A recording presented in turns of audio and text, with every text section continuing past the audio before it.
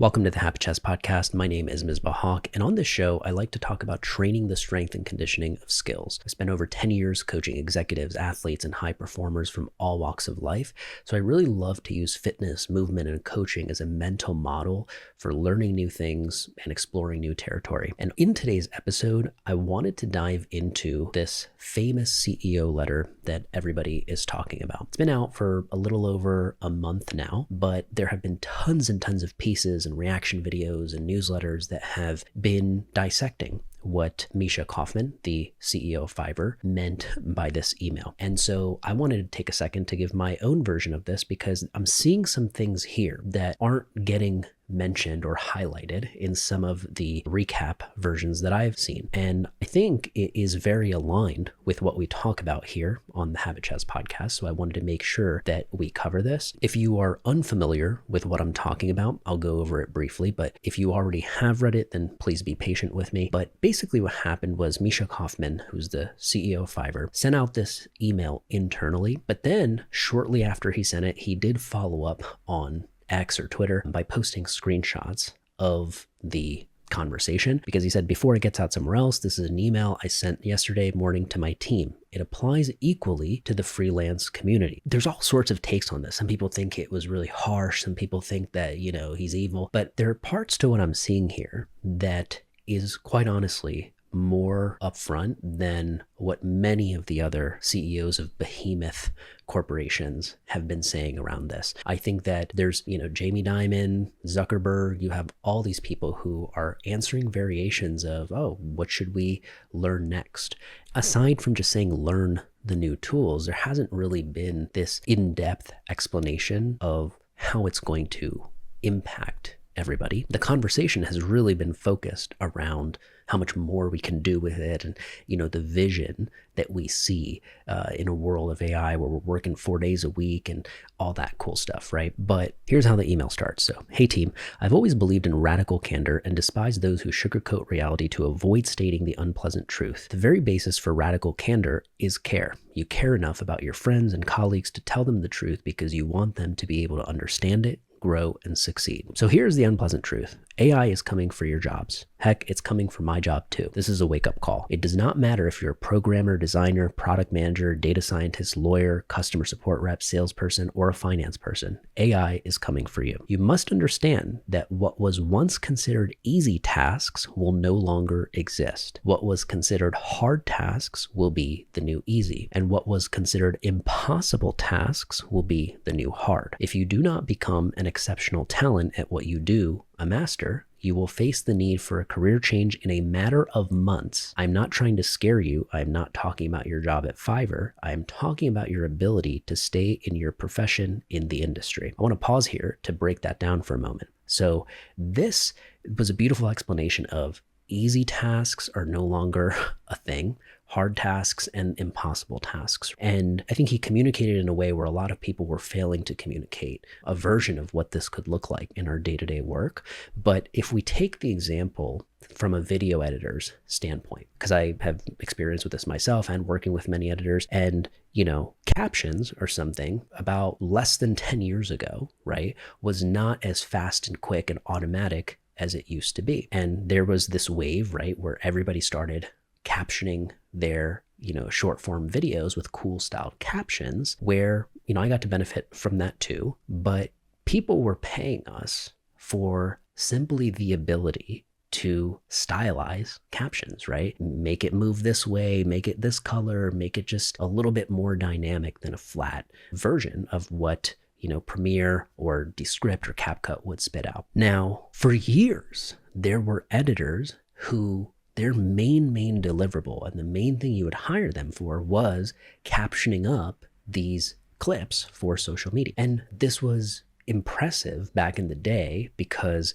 there wasn't this auto transcription technology where you could, transcribe the clip and it gives you an automated version of what that caption would be. The same way you now natively in certain apps like TikTok or Instagram, they have their own transcription system to be able to make captions, right? So that did not exist. You had to manually type out, like listen to what someone's saying, type it out into a graphic, duplicate the graphic, and kind of apply some of the same, elements that you had to the other stuff, make sure to copy it over into these other elements. And it was a headache, right? You would spend a long time just captioning. And what did that do? That took away from the ability to spend more time on motion graphics or B-roll, or even choosing maybe the right moments to begin with. And so I think what Misha is saying here is, if you have expected that, okay, I learned how to do captions, and this is going to be the core skill, this is what my deliverable is, and I'm set for life because I learned how to do this. Those are the areas and those are the people where you are in for a rude awakening, because even I knew back when people were paying me for this specific thing that, look, there will come a day where Instagram will automate this, or there will be another captions app that does this even better than I do, where the captions can't be the only thing that I am being hired for, that I am doing. What I need to do is, because it's made it faster to be able to make captions, how do I go a little bit further? How do I now take on what Misha says were the hard tasks? The hard tasks will be the new easy, and what was considered impossible tasks will be the new hard. And so an example of hard tasks becoming easy are motion graphics, right? Motion graphics were an area or territory within video editing that people would not, like, it was really difficult. It was expensive to hire somebody, but it paid off, right? It made your videos look really good, but it was considered an advanced video editing skill. And so it's not fully here yet, but I bet you this year or early next year, we're going to see many apps and tools and softwares that produce motion graphics with beautiful typography the way that you would need to do manually in something like After Effects. So I thought that was worth highlighting, this gradient from easy tasks, hard tasks to impossible tasks. It is now allowing us to tackle some of these things that we just didn't think were on the table before. Now let's continue. Are we all doomed? Not all of us, but those who will not wake up and understand the new reality fast are unfortunately doomed. What can we do? First of all, take a moment and let this sink in. Drink a glass of water, scream hard in front of the mirror if it helps you. Now relax. Panic hasn't solved problems for anyone. Let's talk about what would help you become an exceptional talent in your field. Now, this is where I think Misha did a better job than a lot of the other CEOs, who are just kind of either fear-mongering or setting this crazy positive utopian vision that we're having a tough time connecting with. And so these tangible steps that he listed are worth paying attention to. So number one, study, research, and master the latest AI solutions in your field. Try multiple solutions and figure out what gives you superpowers. By superpowers, I mean the ability to generate more outcomes per unit of time with better quality per delivery. Programmers, code, cursor, customer support, tickets, intercom, fins, Centisum, lawyers, contracts, Lexis Plus, AI, Legora, etc. And so this is the equivalent of like there being all these advanced video editing tools that can make your motion graphics easier, your captions easier, cut down the time that it takes to remove filler words and all this stuff, yet you are refusing to use it, right? You're like, no, I'm good with just using Premiere as is. That will become very hard to justify over time, right? Because there will be another editor who is willing to use the Descript, the Premiere, the CapCut, maybe the Edits app by Instagram, like being well-versed in each of these tools until you find one that gives you a disproportionate return. I thought that was decent advice. Number two, find the most knowledgeable people on our team who can help you become more familiar with the latest and greatest in AI. Makes sense. You can do this even if you are not on a team that has knowledgeable people with AI. It's like consume YouTube videos, sign up for the newsletters of people who are at the leading edge of this stuff, because they're talking about it in way nerdier ways than we are. And to begin to even be around and absorb those conversations through osmosis is how you can begin to kind of orient yourself around this technology if you haven't already. Number three, time is the most valuable asset we have. If you're working like it's 2024, you're doing it wrong. You're expected and needed to do more, faster, and more efficiently now. This is a core mission of this podcast and why I started it. I have said this for years, which is we're going to be expected to learn new things and learn them faster. It's no longer this like optional thing to be able to continue your education and learn more. It's this thing where the playing field has evened out, and we all are going to be very quickly expected to learn these new tools, ask the questions we need to deliver better results. And coming back to his number one, the ability to generate more outcomes per unit of time with better quality per delivery. So an example of this is, okay, let's say something like Descript, right? You use Descript to caption a video. Okay, normally, let's say you're working with somebody overseas, let's say there's mistakes in those captions. Well, guess what? You have access to ChatGPT, you have access to Claude. You could take that caption transcript and ask ChatGPT, hey, can you double check the spelling errors for me? Is there anything that I missed here? That access is available to most people now, even if you have the free plan. And so it eliminates this level of quality that we were all getting back before, no matter, not just in the video editing world, but in any world, right? The results that we can generate now are, even if they're just 10% better, it's going to continue to improve more and more. And I think what's going to happen is the people that aren't using it, so if you're not using ChatGPT to help double check what your spelling errors are and fix that before, your client has to tell you to do that, it's going to be a tough time, because there's just no excuse for not being able to improve quality in some way, right? Every 7 months, there's new tools, new levels of what we can do with this stuff. So being able to dissect, how do I absorb this into my process? How do I improve the quality of my own delivery through this stuff is worth asking. Number 4, become a prompt engineer. Google is dead. LLM and Gen AI are the new basics. And if you're not using them as experts, your value will decrease before you know what hit you. We can look back at history for this, right? So Google, when it was out, there were many people, it took them years to get onto Google and begin using it in a meaningful way. They might use it for, hey, what restaurants are near me, and what's the rating of this new movie that I want to go see. But it's like using it for meaningful things to actually upskill yourself, or to just do things that were not possible before. I mean, we saw that doesn't just automatically happen, right? You have to kind of have that high agency mindset to be able to use these tools like that. So that type of thinking, I think, is applying to AI right now, where there's so many people still that have not even used it once, have not used a single LLM once, right? Let alone getting super comfortable and familiar with it and understanding all the language that we're talking about, and really kind of becoming somewhat well-versed in this. And how you can tell is if you have family members with you or a friend, and you tell them or ask them to look up something with ChatGPT, and you see how people are prompting the thing, right? Or how they're not taking it more than a single prompt further than the original. Like whatever it gives you is what you settle on, to the point, I mean, there's memes around this now, right? Where people are forgetting to eliminate the part that ChatGPT wrote, right? Which is like, here's what you can say.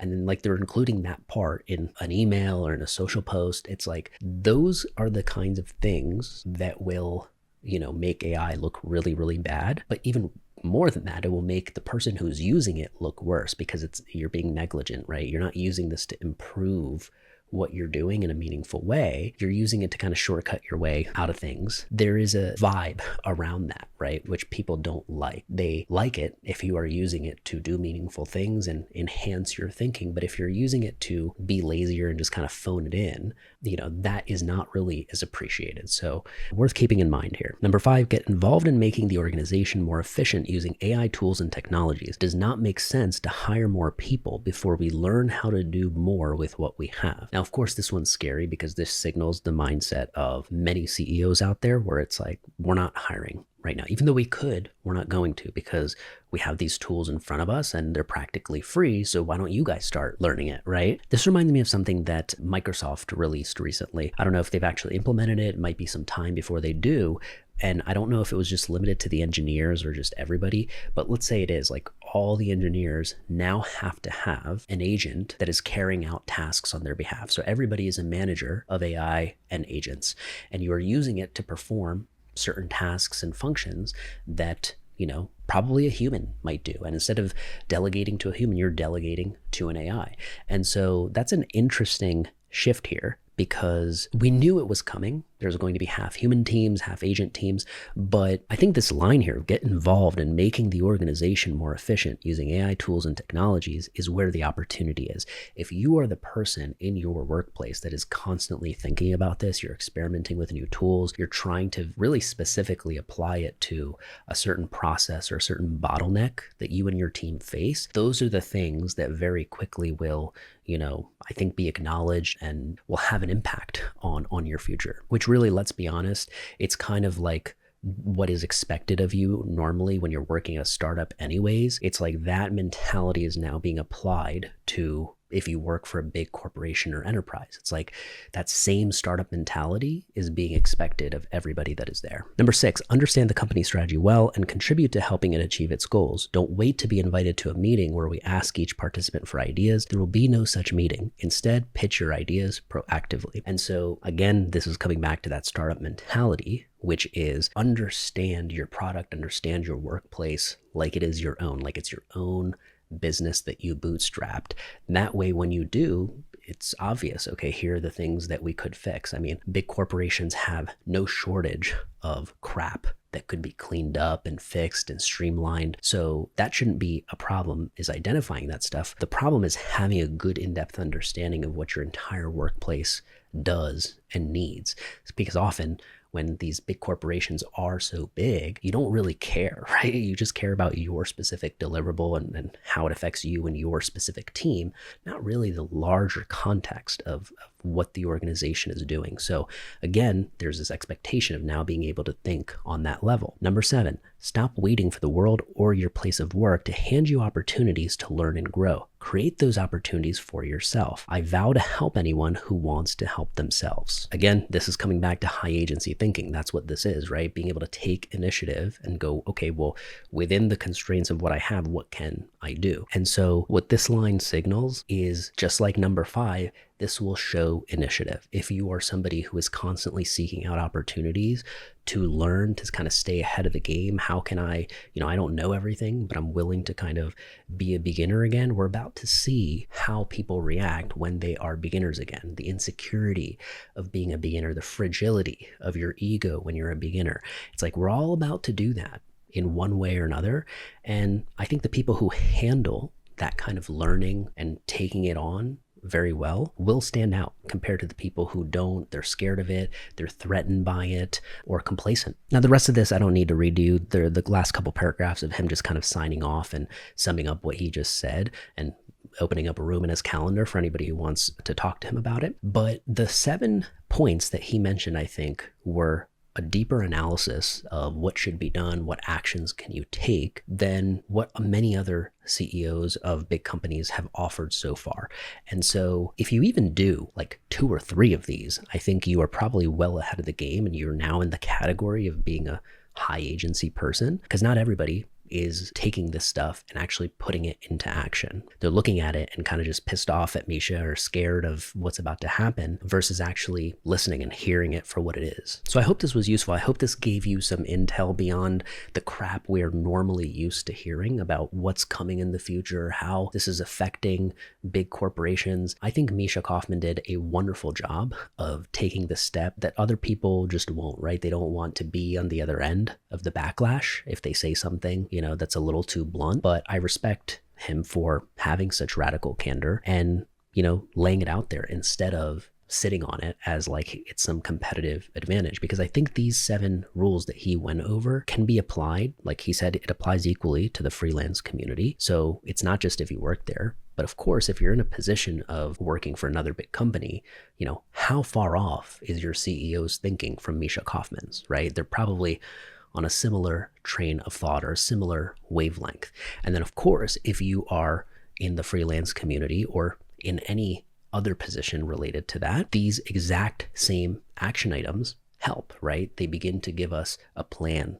Okay, this is my approach. And not to say that we are blaming or, taking what Misha Kaufman said as gospel here, but because he is being so honest, and as we continue to see other CEOs come out and, say things like this, we'll have more data to be able to compare and contrast and see, okay, well, this was for maybe a creative company. What is it like for a finance company? What things are they expecting? But as you can see, a lot of the things he mentioned were very wide ranging and not just applicable to Fiverr. It was in every field that is to come. And I think these were generally decent first principles on how to approach growth and continued education. It's kind of like if you feel like learning was done when you finished college and you weren't expecting to have to learn new things again outside of like a little webinar or, you're renewing your CEUs or whatever. Those are the people where this is going to feel like a drag and a pain because the level of learning,